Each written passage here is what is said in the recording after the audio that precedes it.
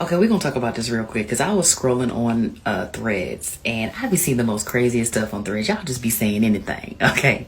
But anyway, this girl had posted a picture of her and her friends, and she was asking, "Help me understand how my friends are single with no real prospects." Okay, so she's posting a picture and saying that based on their looks, right? And this is how you know women really feel like their looks make them feel like they deserve, all this attention, or, they should be wifed up by now, right? But this is how you know there's more at play than your physical appearance, because just because you look good does not mean you deserve to be taken and in a relationship, because even attractive people can be terrible partners. Your attraction level does not mean that you are a better partner. I mean, because I've heard men say, point me to a attractive female and I'll show you somebody that can't stand her. I mean, literally, you can be attractive, but your inside, like your personality, can make you real, real unattractive. Okay. Not saying that's what the case is, but we need to know what else is going on. We also need to understand their preferences. A lot of times women's preferences keep them single. Okay. Because it don't be making no sense, or what they care about really shouldn't be a priority when finding a partner. But this is just how this goes to show you that women really feel like if you are attractive enough, you deserve not to be walking around here not taken.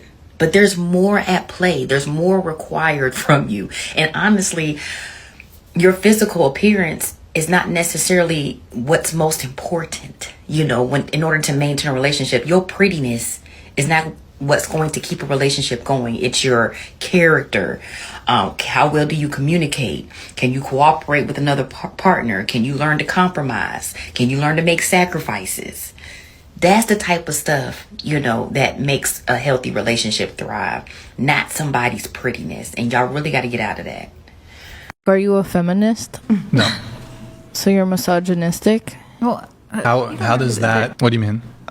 Do you know the definition of feminism? You tell me your definition and I'll give you mine. The advocacy of women's rights and equal rights between genders. Well, I disagree with your definition, but I'll give you two. The first definition of feminism that I would give is women's advocacy, period. Feminism absolutely is never about equality. Why is it not? Feminists never really advocate for men. Feminists dismiss, downplay, omit ways in which men could conceivably have things worse. I think men and women each respectively have their own difficulties and struggles in life. 100%. Right, but feminists actually refuse to acknowledge them because it would completely dismantle and crumble the fantasy of what they've attempted to construct as women victims, women oppressed, men perpetrators, men predators, men oppressors.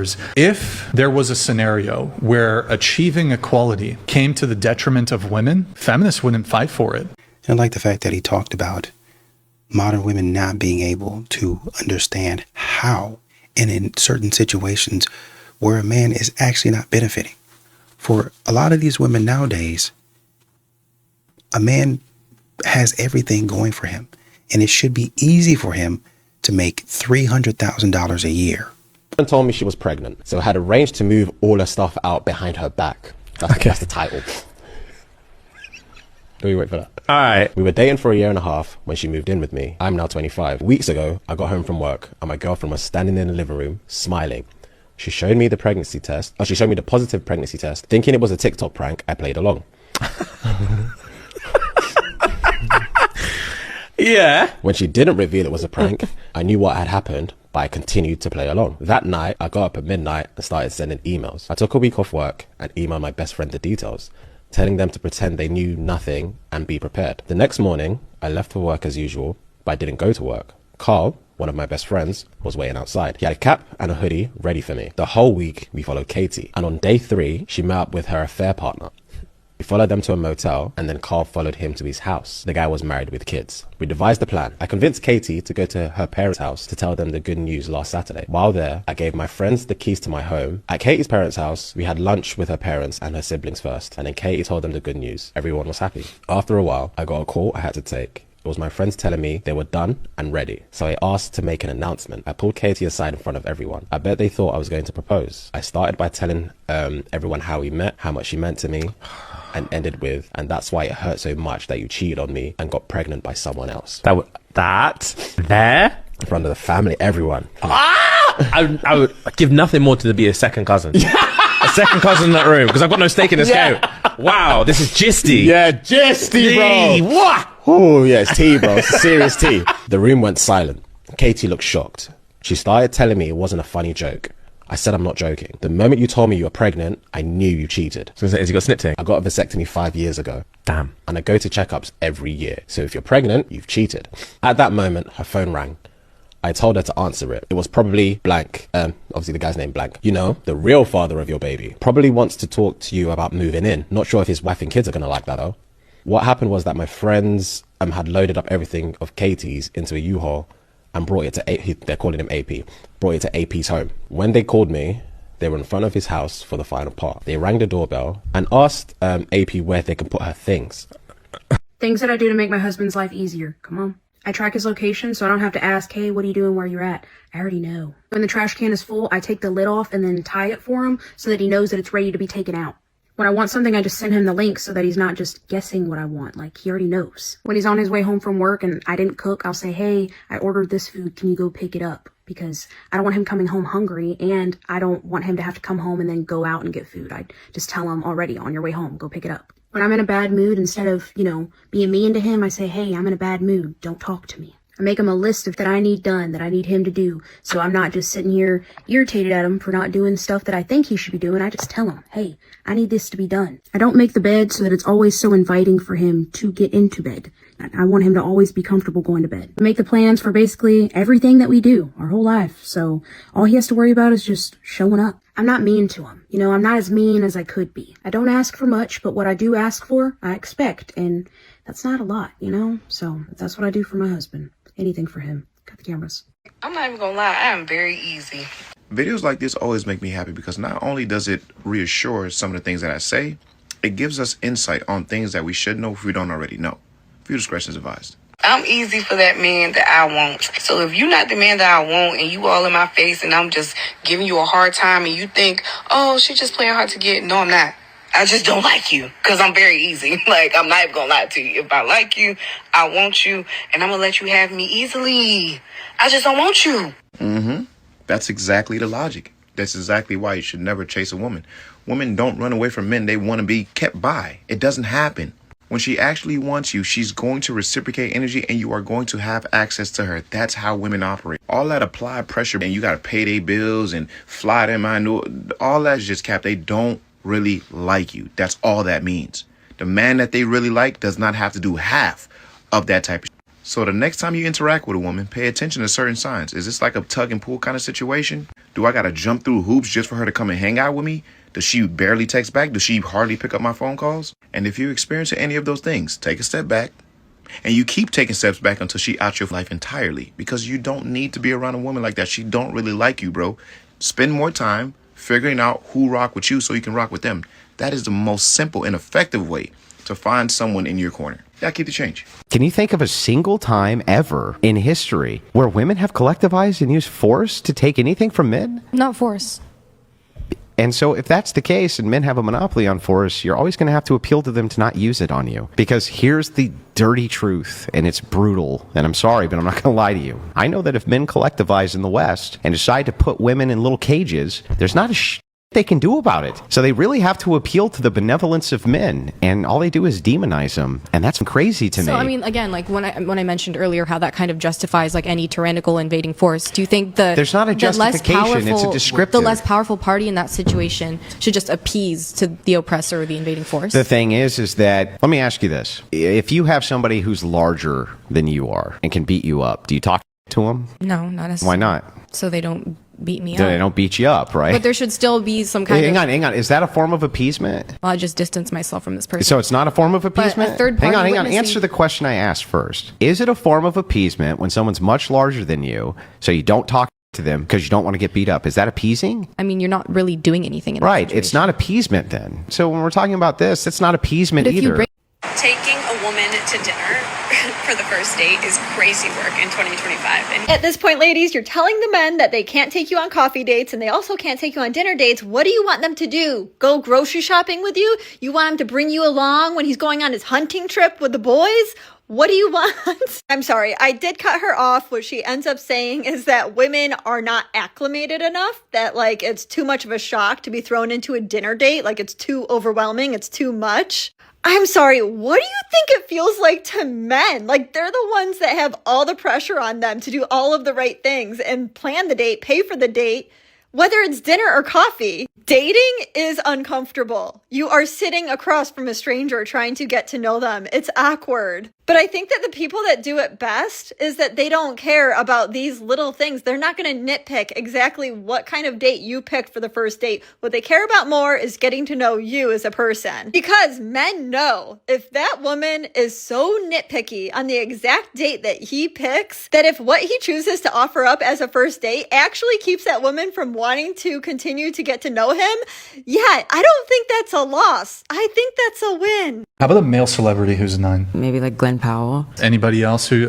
Ryan Gosling. So just to be clear, your league is Ryan Gosling and Glenn Powell. I guess I've dated men that are as attractive as them. You dated men who were just as attractive as Ryan Gosling. Yes, I have. And Glenn Powell. Nick, do you have a photo of Glenn Powell? So, and also like the body too, like that physically fit, like top 1% male. Yes, I have dated men like that. I'm not trying to be rude. I'm aware. I'm overweight right now. My dear, you're overweight. I'm aware of that. How could you be a 9? Because I'm not always overweight. Just because You're currently overweight. You said Okay. I'm currently a 9. Okay. I would argue you're more attractive than Glenn Powell and less attractive than Ryan Gosling, right? And well, my point she's here, more attractive than Glenn Powell, yes, genuinely 100%. I pinky promise you. Now, what I'm saying here is I wouldn't. My man would never have to ask me to delete numbers off my phone because they wouldn't be there in the first place. I wouldn't be talking to anyone who made him uncomfortable. I wouldn't be hanging out with anyone who made anyone question what I'm doing with them. Because the way I move represents him, represents us. Because if I choose someone, then that means I respect them. If I respect them, that's my king. And I would do nothing to jeopardize that. I don't even understand. Reality is starting to set in for a lot of them. Viewer discretion is advised. And how it's possible that somebody who looks as good as I do is pumping my own gas. It's the evil world we live in. The only part about that video that I can actually agree with is she's right. It is an evil world we live in. But I don't know when y'all gonna realize or understand that just because you look good don't mean you gonna get a man. Like, the men are not what they used to be. Now, in this video in particular, she could be talking about the fact that she just shouldn't have to pump her gas at all. Like, a man should see her at the gas pump and offer to pump it for her. Or she could be talking about the fact that she does not have a man to pump her gas, like while she's in a relationship. We are moving to a different beat of the drum. We are moving with a bit more pep in our step. We're not taking those from a woman just because she look good. Neither are we going out our way to display our chivalry for random women. We've tried that and it ended horribly. Y'all got on every platform, on every mountaintop, and told us how much y'all don't enjoy it. And I know for her, it's like, damn, bro, I look this good. What? It's like, yeah, niggas won't give a fuck none of that right now. Like, where's that gonna get me? Where does your beauty get me? And the advice I would give any woman that thinks like this young lady here is, if you look inward, you just might find something, truly. Because inside of you is where all the solutions to your issues lie, especially when it comes to dating. Just because you look great don't mean you are great. Those days are over. Men are actually looking for substance, peace, along with beauty. If you can't come with all three, most men that got some going for themselves are not going to settle for that. Nah, we cool. But you know what, like any other video, I know she ain't going to listen to me. I'm just a normal guy. Y'all keep the change. And you know, it's crazy that she says it's an evil world we live in, as if it's evil because she has to do her own maintenance. It's evil because men aren't simping for her. It's evil because men aren't paying her any mind like she used to get.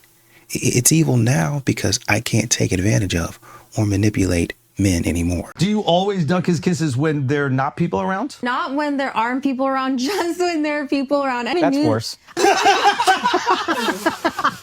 I was like, okay, maybe it's like the repressed Indian girl thing where it's like I get a little bashful, I do get a little shy. I think I also get overstimulated because Akash does it a lot. 30 seconds. Like a little bit. But we never saw our parents kissing ever. So it's like so foreign to us. This is... Can we settle something for the internet? Yeah. No. Yeah.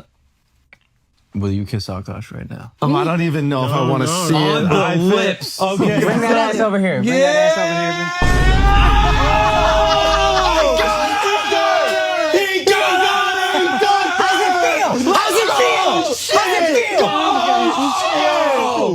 Oh, shit! My dude, right? Oh, it was overstimulating. Damn. It was overstimulating. Yes, that was heartbreaking for me. Now I'm feeling for Jesse. What an asshole this guy is to humiliate his wife in front of millions and millions of people. And you can correct me if I'm wrong here. Yeah. Is it true that you said that there was a rotation of guys? A roster. Roster. Yeah, what is a roster What does that mean to you? What does this mean? You guys have to understand, have you ever heard of the repressed Catholic schoolgirl? Never. I was, you know. Okay. So I was. His Catholic school was in his living room. Imagine how repressed he was. I was a repressed Indian girl that I didn't even watch Jersey Shore in high school because I felt it to be too inappropriate. So when I got to college, I'm like, oh my God, I can dress however I want. I can do whatever I want. You can have a roster of frat boys. But What does a roster mean? so it didn't actually translate to a roster. It just meant like 2 guys I was talking to and flirting with at the same time. That's it. That's all. Yeah. And when you say hooking up, I think people When think you I meant mean fucking. hooking up, I just meant making out. Again, like everything I say is so amplified and hyperbolic because it's so like incongruous to who I actually am as a person. Right. So you're saying you're a big old prude. Yeah, literally. One of our fans asked us, would you guys have it? So I just said, oh, I'm actively trying, like as a joke. Now, looking back, like it's been pointed out to me and I get that. I feel like for us, I think I learned so much of my humor from Akash, not to like justify it, but just to explain like, oh, if I say these absurd things, it's so funny because it's not who I actually am. Right. But I kind of forgot that like the internet doesn't know all these multi-dimensions of my personality. So they're just seeing this one thing. Right. So the joke started with like Akash being like, oh, Nav's really hot. Like Akash would show Nav's picture to his trainer or whatever. Cause he's like really like, yeah. Ripped or whatever. I will say also, if she had a body count, I would have been like, hey. Cut the. But because she doesn't, and I know how like innocent she actually is. Oh, you are a virgin? That's real? I was a virgin until I met him, yeah. Really? Yeah. Oh, okay. Yeah. All right, good to know. Yeah. And if she wasn't, that body count thing, I'd have been like, what are we doing here? Right. Because I would have been insecure about it. But I can be, not that I'm so secure, but with that joke, I'm like so secure. Oh, I absolutely would feel insecure. And I think stupidly, I was like, oh, so it's all of us. It's not like talking. Yeah, that is stupid. Yeah. I say you're being inclusive. You're being inclusive. It's not a. Listen, man, that's your marriage. At the end of the day, ain't nobody got no business being in it. But I'm just saying, when you put your marriage out there on the internet, and she was clowning the way she was clowning, bro, I don't know how y'all are expecting anything different from it. Like, the looks on his face, even now, is like, I'm embarrassed. I don't know what to think. What she was saying, I'm still trying to wrap my head around the humor. I mean, I get it from that standpoint. Man, I don't know. That's freaking weird what you said. I ain't gonna lie to you. I slept with my ex, I said. He closed his book slowly, looked at me and said, I know. You know? How do you know? You're not subtle, he said. You've been trying to hurt me for weeks. And you just let me. You wanted to leave, and I wasn't going to stop you. That's what her husband told her. I waited for the anger. I waited for the pain, something. His face showed nothing. That's it? You're not even going to yell at me? What's the point? He stood up. I'll sleep in the guest room tonight, and we can figure out the divorce details tomorrow. He walked away. Just like that. I'd blown up our marriage expecting fireworks and got a quiet exit instead. 2 days later, my best friend stopped returning my calls. We'd been close for 6 years. She knew everything about my marriage problems. I'd cried to her about my husband dozens of times. When she finally texted back, she said that she needed space and wouldn't explain why. Yesterday, I went to our favorite restaurant to clear my head, the place my friend and I always went for drinks, and there they were. My husband and my best friend sitting in the corner booth laughing, her hand on his arm. He was smiling at her in the way that he used to smile at me. I stood there frozen by the entrance. My husband saw me. He didn't even look surprised. He didn't look guilty. He just gave me a small nod like we were strangers passing on the street. My friend saw me too, and she had the decency to look uncomfortable, but she didn't even move her hand. I turned around and left. I sat in my car for an hour trying to understand what I had just seen. Then it hit me. The way he'd been so calm about everything, the follow your heart comment, the complete lack of reaction when I confessed. He had already moved on. Probably weeks ago, maybe months. While I was busy trying to hurt him with my ex, he was already building something new with someone I trusted. I drove to my sister's house and told her everything, and she just stared at me. She said, "You cheated to get a reaction," and he had already checked out. That's brutal. He could have told me, I said, and you could have not slept with your ex, my sister said. My family found out over the weekend. They're split. My mom says that I should have handled things better. My dad won't talk to me. My brother called me selfish. They all think I destroyed my marriage for attention. But here's the thing. My husband never said that he wanted out. He never fought for us. He just let me spiral while he was apparently getting cozy with my best friend behind my back. I confronted her last week over text. She said nothing. She said nothing physical had happened between them until after I had confessed to cheating. She said that she had been his shoulder to cry on for months, that he had talked to her about our problems, and that she didn't plan on developing feelings for him. My husband won't answer my calls. His lawyer has sent over divorce papers this morning. My best friend blocked me on everything. My ex stopped replying after I told him that I had made a mistake. And I'm sitting here in my sister's spare room realizing that I'm the villain in everyone's story. Am I the asshole for sleeping with my ex to hurt my husband, only to discover he had already moved on with my best friend? Let's get into it. I ruined my marriage on purpose, and my husband already had a replacement lined up before I even realized what I had done. 3 weeks ago, my ex sent me a text out of nowhere. We dated for 2 years before I met my husband. The breakup was mutual, nothing messy. The text said he missed me and wondered if we could talk. I screenshotted it and showed my husband that night while we were watching TV. My ex texted me, I said to my husband, says he misses me. My husband glanced at the screen, then back at the TV and said, "Okay." "That's it? Just okay?" That's what she said to her husband. He shrugged. Then he said, "What do you want me to say?" I don't know what I expected. Maybe jealousy, maybe anger, something that proved he still cared. We'd been married for 4 years and things have gone very stale. He worked late constantly. We barely talk anymore and I feel completely invincible. What if I wanted to see him? I pushed back. My husband looked at me then, really looked at me. His face was completely blank. "Then see him," her husband said. "Are you serious?" "Following your heart," he said. Then he went back to watching TV like nothing, like I had just told him nothing. And about that I was considering my ex. I was furious. What kind of husband says that? I wanted a reaction. I wanted him to fight for me. Instead, he acted like he didn't even care. And I left. So I texted my ex back. We met for coffee 2 days later. He looked good. He asked about my marriage and I told him the truth, that it felt dead. He listened. He remembered things about me that my husband had forgotten. My favorite coffee order, the book series that I loved, small things that suddenly felt huge. We met again and again. Each time I'd come home and my husband wouldn't ask where I had been. He just nodded when I walked in and went to going back to doing whatever it is he was doing. Last week, I crossed the line. I went to my ex's place and we slept together. I felt disgusting afterwards, but also triumphant in a sick way. I'd finally done something my husband would have to react to. I came home at midnight. My husband was still up, reading on the couch. I slept with my ex, I said. He closed his book slowly, looked at me and said, "I know." "You know? How do you know?" "You're not subtle," he said. "You've been trying to hurt me for weeks." So what's your requirement for like your ideal man? Has to be taller than me. I'm 5'7". How would you feel if a guy said he has a weight requirement? I think that's disrespectful. I think that shouldn't be a thing. Stop it. Stop it. Stop it. Stop it. Stop! I said it's enough, okay? Does my word not mean anything to you? I am overstimulated. You're making me claustrophobic. Do that again, I'll cut you, bitch. And now she has her opinions on what should and shouldn't be. Typical.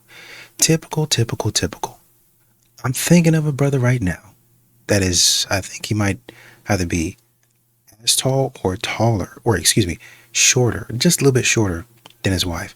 I'm actually thinking about another dude.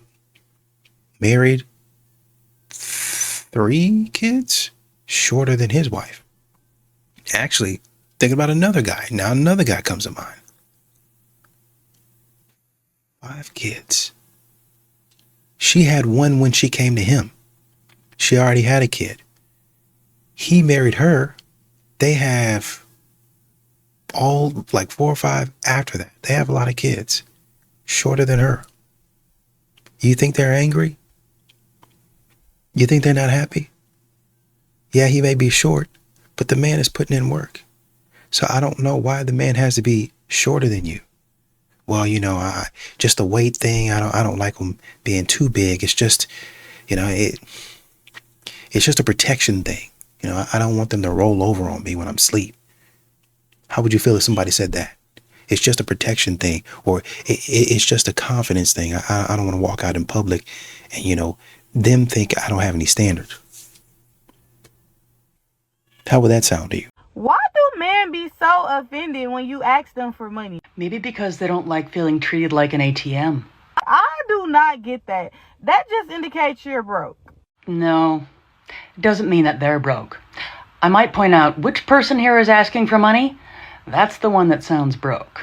We need to talk about not all men, but always a man.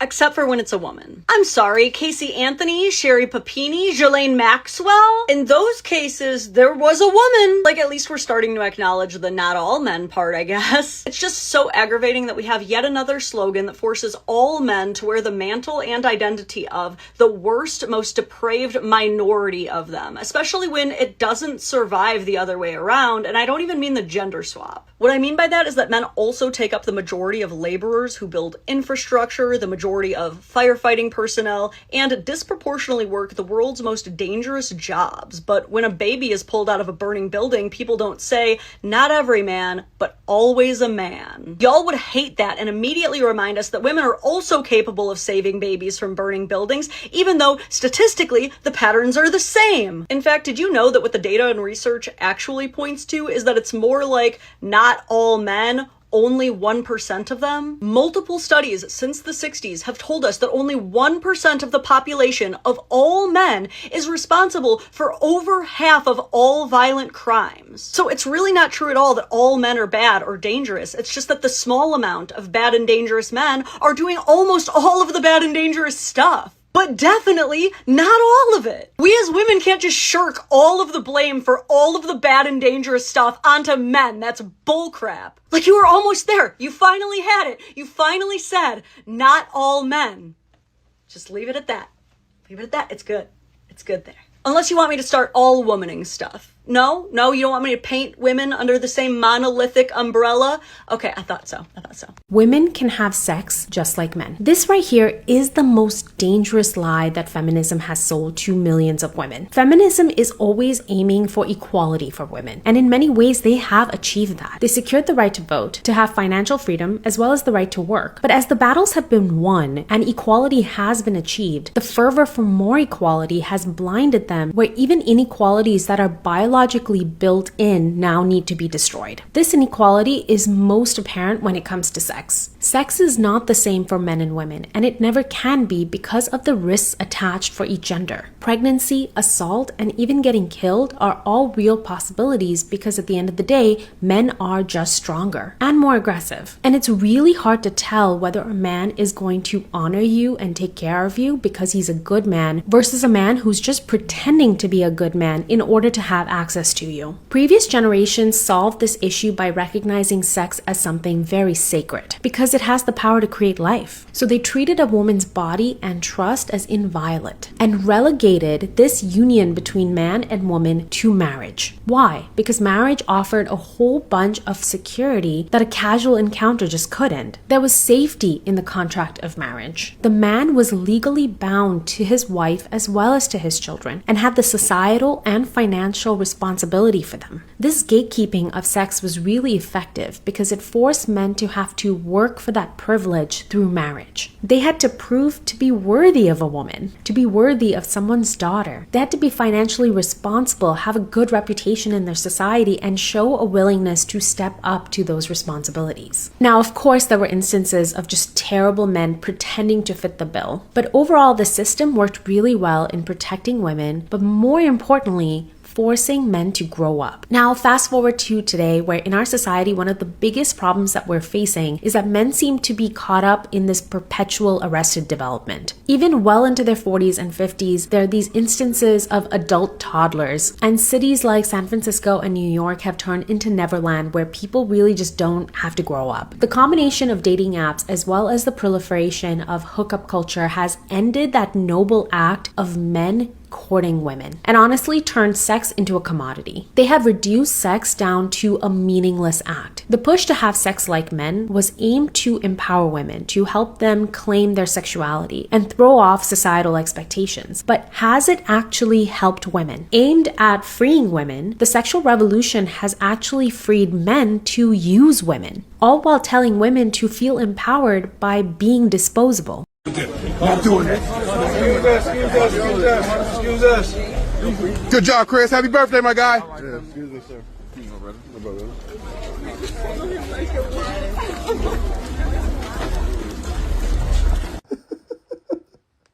Yo, this is crazy. Somebody in the comment section said they don't even follow God like this. And they'll sit up there and call men lustful. But how many of them are dressed relatively modestly in that man's face, blocking that man's path? How many of them? And women have been known to do crazy things when they get around famous people. I just got through watching the documentary Selena. The woman died because she was famous and somebody got greedy. Women will throw away entire relationships because the man is he's famous. I think there was a woman, I think Desirable Truth did an interview where the young brother was 22. The woman he was with was 26. Fooled around and said, "Hey brother, would you take a hall pass if she gave you one?" "No." "How about you, ma'am? Would you take a hall pass if he gave you one?" "Oh yeah." Proceeded in this man's face till after he didn't declare his love for her to list the people that she would be with. And the man said, "Do you think that, he would these two would entertain you? You think you're their type?" "Oh yeah, for sure." "Well, I don't know about this guy, but this other guy definitely for sure." In front of your boyfriend? Are you serious? Girls always be asking, "Do guys have icks? Do guys have icks? Wait, what did guys say? Seeing you run. And it's not even like it's an ick, but it's like, I'm worried about you. Why are you this slow? Why? You don't have nothing in the tank. You can't get angry and just run a little bit faster. What if somebody was chasing you? Oh my. I'm getting mad thinking about it. Like, oh. And then some girls can't jump. Whoa. Okay. But yeah, it kind of doesn't make sense. So that's when, like, if your boyfriend is asking you to, like, hit the gym randomly out of nowhere after you guys did a TikTok trend running, he's scared for you, worried, and you gave him the ick. Now you know. I've seen a lot of videos of women in their 30s and 40s. I am so glad I did not have to be the one to say this. Viewer discretion is advised. Exclaiming that men in their 20s are trying to date them. No, they're not. They are trying to hook up with you. And before you try to convince yourself that you're okay with that, are you really? Or are you just brainwashed into believing that promiscuity is empowering? Now, that is a concept I can get behind wholeheartedly because I've been saying this for a while now. Anytime I've ever come across a woman that's older and like, oh, the young boys love me. No, they don't. They just want to crack. And as a young man that's been a younger man, I knew what it was like to be like, damn, bro, I got that 30-year-old, she with me. Not because I actually wanted to be with her. It was more so like a rite of passage, like I was becoming a man and unlocking a certain space or a level in my life where I was 25 years old with a 35, 37-year-old woman. And for the ladies that actually believe these young boys really want to be with you, just think about it for one split second. What true accomplishment is there for you to attract young men? Truly. Because y'all got all these standards for men in your age group. Y'all got all these standards for men in your age group. And I'm sure them 20-year-olds are not meeting the standard. So what is the true accomplishment here? What makes you at 30 plus, maybe even 40 plus, some of y'all even 50 plus, say that, oh, the young boys love me? So what? They want to crack. If you look good enough, what man in his right mind wouldn't? Not to mention some of y'all be grooming those young boys, but you know what? That's a different conversation for a different time. But y'all catch my drift. Ladies, them young boys do not want to be with you. And it is not a flex to say that they actually want to sleep with you. It's actually very regular. Y'all keep the change. Sassy male apocalypse is really funny until we need to find husbands. Only 1 in 3 men under the age of 30 are in a relationship, whereas 2 in 3 women are in a relationship. How is this possible? Women are dating older. If you have 50 men on Tinder and 50 women on Tinder, 46 of the women will give all of their attention to 4 men. On Tinder, a man of average attractiveness has to swipe 200 times to get 1 swipe back for coffee. And if the coffee date happens, 4 out of 5 of those said coffees will ghost him. The men who are rejected at that rate indulge in more misogynistic content online and pornography. I begin to think about my brothers or my future sons. And the reality, the current situation is men are not doing well. And who wants economically and emotionally viable men the most? Women. What's crazy to me is that this difference between what young women experience and what young men experience in dating and in relationships today is that it's just skimmed over. It's like, oh, we both have it really bad. And yeah, men have it worse, a little worse. But guys, let's be real. Just based on these statistics alone, men have it way worse than women when it comes to dating. In general, I don't think that people, especially young women, do a good job at putting themselves in young men's shoes. Because what I've seen is that there is a total lack of empathy when it comes to this issue. For example, when the loneliness epidemic was first being talked about in young men, women bashed men. They blamed men for the issue. And then women wonder why they can't find a good husband. Well, it's because when they were younger, in their 20s, and they were going through this, they just decided to stay single and build their empire. Are you your man's property? I'm nobody's property, honey. Okay, so I don't have no, hold on. So he has no business treating you like his property, right? Right. Right, okay. The only thing that I've ever seen people be willing to defend and die for are things that were valuable to them that belong to them. You can't name me anything that does not belong to a man that he's willing to die for. Now go ahead, try it. You have the floor. Name me something that a man is willing to defend or die for that is not his property. You got a point. So why does it sting so bad to say that?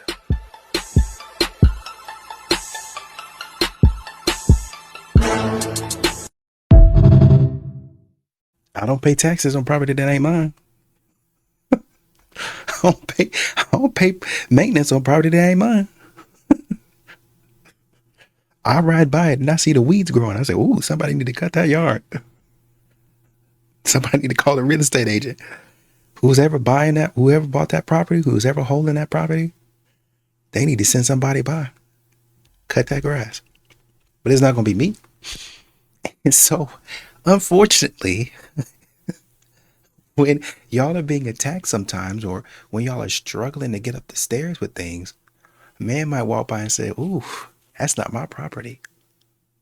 I don't maintain that. That's tragic, but once again, overgrown grass, it's making the whole neighborhood look bad, but what can you do? I'm just one man. I can't solve the world's problems. I hate that that's happening to her, but I'm just I solve what I can. I don't solve what I can't. So, Godspeed. How come every female lies about the last time they've been with someone? Every girl I talk to randomly will like, well, I haven't been with anyone in like a year and a half. It's like, you literally have a newborn baby. You were telling me you were pregnant for 2 years, right? And on top of that, my boy just hit a couple months ago. If anything, I might be your baby's uncle at this point. You know what I'm saying? But every single girl will just casually bring it up like, I'm celibate. Yeah, and I'm Jeff Bezos. You can't hate on the patriarchy and then perpetuate patriarchal ideas. Expecting a man to pay for all the dates and be a financial provider and lead in relationships, those are concepts and ideas that were perpetuated by the patriarchy. And women have a hard time understanding that a lot of them still have conditioning from that old system, because it's not just a system, it's a mindset, it's a belief. And so it's not a question of like, is a traditional relationship bad or good? It's a question of, do you want a traditional relationship?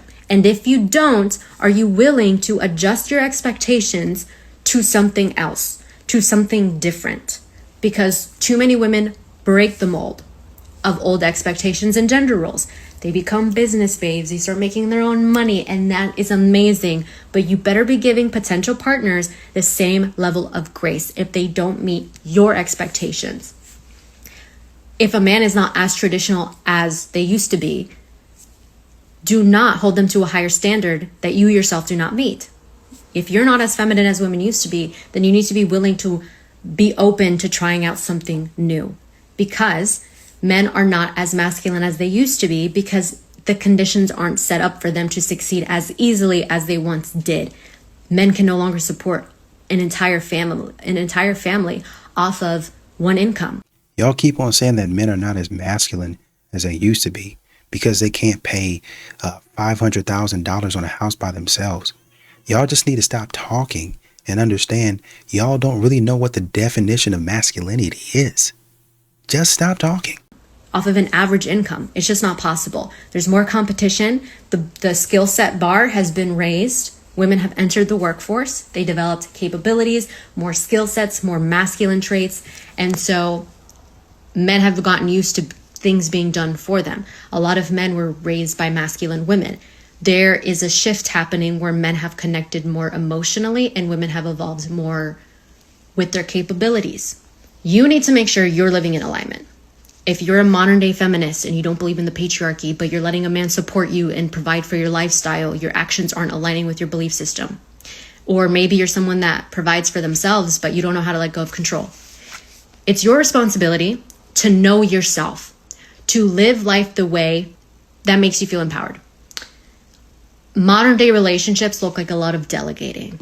It's a lot of, I'm good in this area, I'll make decisions in this area, you're good in that area, you make decisions in that area, and we'll come together for these things. But if men aren't assertive, if they don't know how to speak up for themselves, communicate clearly, and if women don't know how to let go of control and be more flexible, then you're going to keep repeating the cycle of dysfunction. Once again, you're seeing men check out of society because they're tired of communicating. They don't want to do it anymore. It's useless with the things that are happening, with the way that modern women are talking to them and interacting with them. It's useless. We have women literally saying, you have to pay for my time if you're going to say hi to me in the grocery store. I don't know what that is. I don't know if that's feminism. I don't know if that's foolishness. But it's not something that men are going to be involved in on a regular basis.